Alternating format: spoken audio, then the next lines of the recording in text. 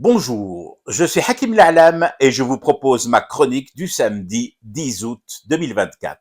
Elle s'intitule Plus jamais ça en désédie. Abadan.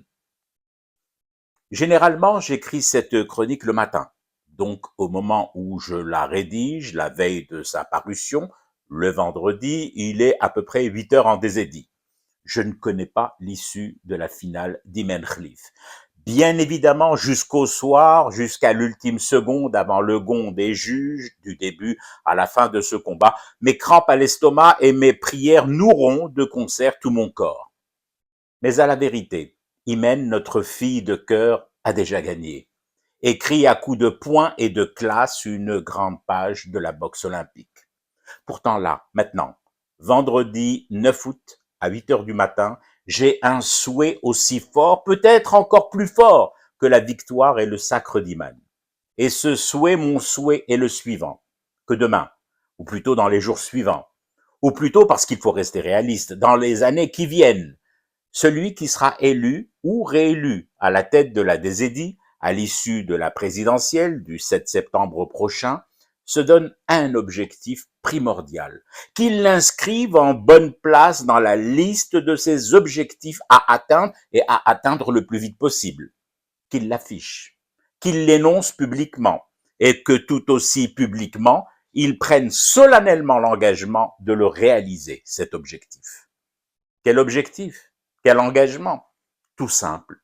Dans l'Algérie qui se relève doucement de 20 années d'écrasement et de hogra appliqués comme programme par Bouteflika et son clan d'Oujda et de Mosquée, que dans cette Algérie-là qui, depuis 2019, pense ses blessures profondes avec courage et intelligence, que dans cette désédie que nous partageons en bien commun, plus aucun enfant désédien, fille ou garçon, ne soit obligé de vendre du pain sur le bord d'une route.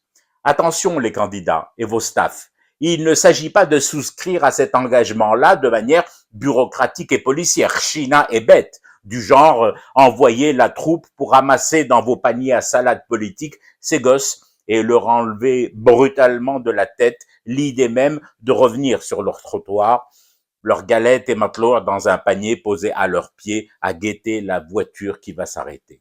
Non, non et non.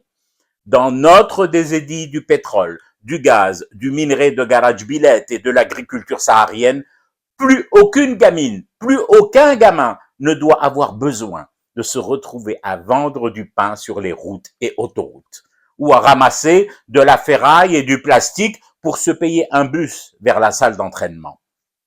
Perso, et quel que soit celui qui sortira vainqueur du scrutin, tebboune ou pas tebboune, je ne jugerai pas son bilan sur les chiffres des rentes pétrolières et gazières, sur la longueur du train Garage Bilatindouf, ni sur la blondeur éclatante des épis de blé d'Adrar. Bien sûr que ça comptera aussi tout ça, mais plus encore.